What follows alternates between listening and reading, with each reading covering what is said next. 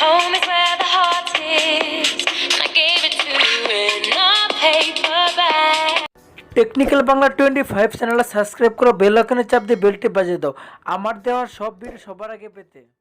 Hello all viewer, সবাইকে আমার চ্যানেলে ওয়েলকাম জানাচ্ছি। আজকে স্যামসাং গ্যালাক্সি নোট 8 কী অবস্থা এটা কী অবস্থা দেখেন, দেখতেছেন তো কী অবস্থা। কিন্তু মোবাইলে কিন্তু সেন্স আছে, আমরা দেখছি মাল্টিমিডিয়াতে পারমিটে দেখছি মোবাইলে কিন্তু সেন্স আছে। দেখবো আমরা টাচ ডিসপ্লে এবং কি এটা কেসিংটা চেঞ্জ করে দেখবো কী অবস্থা যাই হোক, আমার ভিডিওটা কেটে না দেখে সম্পূর্ণ দেখবো, one by one step by step আমি করবো। লাইভ পুরো লাইভ দেখাচ্ছি, এখানে লাইভ দেখাবো। তো দেখি কী অবস্থা অন হয় কি না। আর যারা আমার চ্যানেল নতুন দেখতেছো আজকে অবশ্যই চ্যানেলটা সাবস্ক্রাইব করবে, আমার পাশে থাকবে, আর বেল আইকনে চাপ দিয়ে বেল বাজিয়ে দেবে, কারণ সবার আগে সব ভিডিও আমার সবার আগে পেয়ে যাবে তুমি যদি সাবস্ক্রাইব করো। আমার তো কোনো ভিডিও মিস করবে না তুমি যদি সাবস্ক্রাইব করার পর, তাই প্লিজ সাবস্ক্রাইব মাই চ্যানেল। আমরা দেখো কাপড়টা খোলার চেষ্টা করছি, ভিতরে কী অবস্থা আল্লাহ জানে। যাই হোক, ওয়ান বাই বাই স্টেপ দেখাবো, কোনো কিছু হাইড করবো না। ভিডিওটা কেটে কেটে না দেখে সম্পূর্ণ দেখবা সবাই, সবার কাছে অনুরোধ।